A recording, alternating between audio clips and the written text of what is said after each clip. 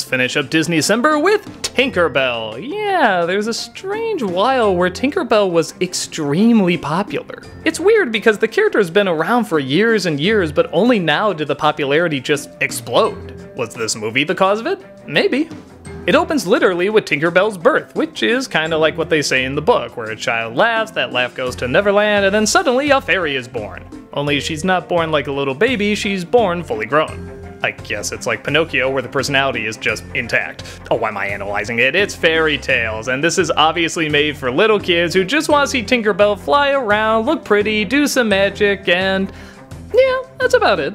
The story is pretty standard, but you can tell it's written for little children. Tinkerbell is looking for her place to belong, and she's put with the Tinker Fairies. Yeah, who would have thought? Tinkerbell is really good at tinkering, putting things together, figuring out gears and such. Unfortunately though, her inventions don't always work out that well, and that means that she can't join the group of fairies that leave Neverland and go into the other world. So Tinkerbell gets a group of fairies together and tries to have them teach her how to do various other things that can get her into the other world. Unfortunately, she doesn't seem very good at it. She's only good at tinkering and making stuff, and even then she's not that great either. Through hard work and determination, she will make everything really bad. Yeah, it's one of those stories where she screws up everything for everyone, but she also finds a way to make it better in the end, and a nice little compromise is made. Actually, that is one of the few things I really admire about this movie, the message of compromise. That is to say, Tinkerbell eventually comes to terms with her gifts, but she also pushes really hard to get what she wants and what she feels is rightfully hers. I admire films like Wreck-It Ralph or Nightmare Before Christmas that sort of say, just be happy with what you have. But I also like stories like this, where it's be happy with what you have, but don't be afraid to go a little further too. Fight for what you really want. Sometimes you get it, sometimes you don't, and sometimes it's halfway in between, like what we have here.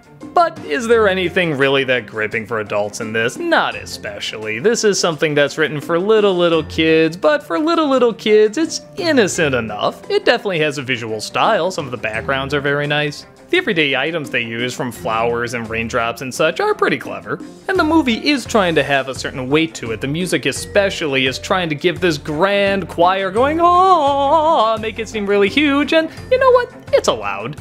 I mean, look at this animation style. This is clearly trying a lot harder than something like Twice Upon a Christmas. They want it to look whimsical, they want it to feel like these characters are alive, and for the most part they do a good job. Outside of that, there's not really that much to get into for adults, although I do love this one scene when she's testing her equipment.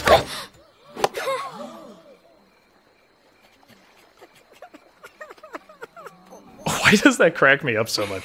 But aside from that, it's not incredibly smart, but it's not incredibly dumb either. It's a nice little innocent film to show your kids, and they'll get some creativity. There are slow moments, there's times where they need the emotion to set in, but there's also fast moments, and there's scenes where they throw in the little pop song and such.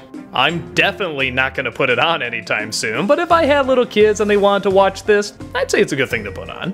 I don't have nearly enough time to look at the dozens of sequels that came out afterwards. I know, it's ironic seeing how this was sequel month, but like the movie said, compromise. It's a good thing.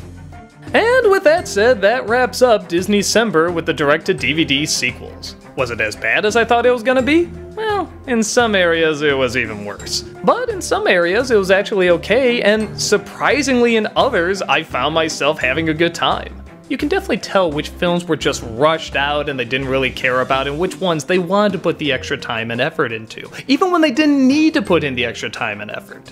I'm not gonna act like any of these were great, but I was shocked to find those couple that were actually, not only tolerable, but some legitimately entertaining. And they were few, but I respected them.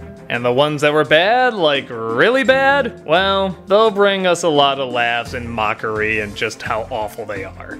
At least I can say I saw them all and I gave them a fair shot, and though I was shocked with how bad some of them were, I was shocked by how good some of them were. I guess sometimes even when a company like Disney just wants to throw their table scraps at us, you can actually take those table scraps and turn it into a good meal. It doesn't happen all the time, but enough times to get noticed. Folks, I hope you enjoyed this year's Disneycember, and if you're like me, you're anticipating what Disney has next to offer. Thanks for watching, and I'll see you next year.